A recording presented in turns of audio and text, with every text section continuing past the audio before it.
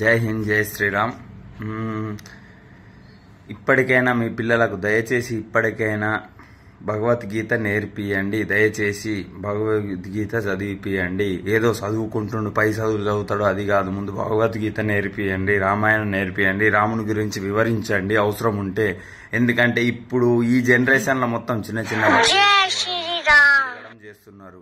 మీరు భగవద్గీత ఇప్పుడైతే మీరు పట్టించుకోరు, అప్పటి వరకు ఇట్లే ఉంటుంది. మీరు భగవద్గీత నేర్పేది ప్రతి పిల్లగానికి కంపల్సరీ భగవద్గీత అన్నది మొత్తం బోధించండి. ఇంకొకటి, మీరు మాత్రమే మీ పిల్లల్ని కాపాడుకోవచ్చు. ఎందుకంటే లవ్ జిహాద్ కేసులు అనేది బాగా అయితే ఇప్పుడు హిందూ వ్యతిరేక శక్తులు చాలా వస్తాయి ఇప్పుడు.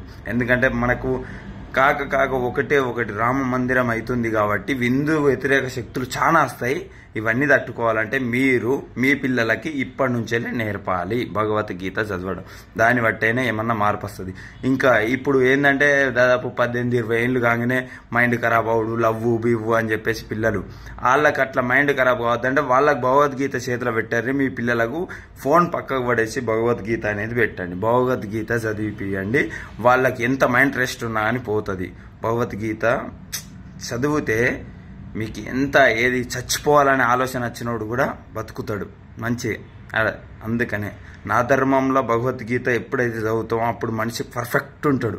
ఎన్ని కష్టాలున్నా ఏమున్నా ఎంత బాధ ఉన్నా మనసులో భగవద్గీత చదవండి, కంపల్సరీ మీరు శాంతంగా బతకగలుగుతారు. జై హింద్, జై శ్రీరామ్.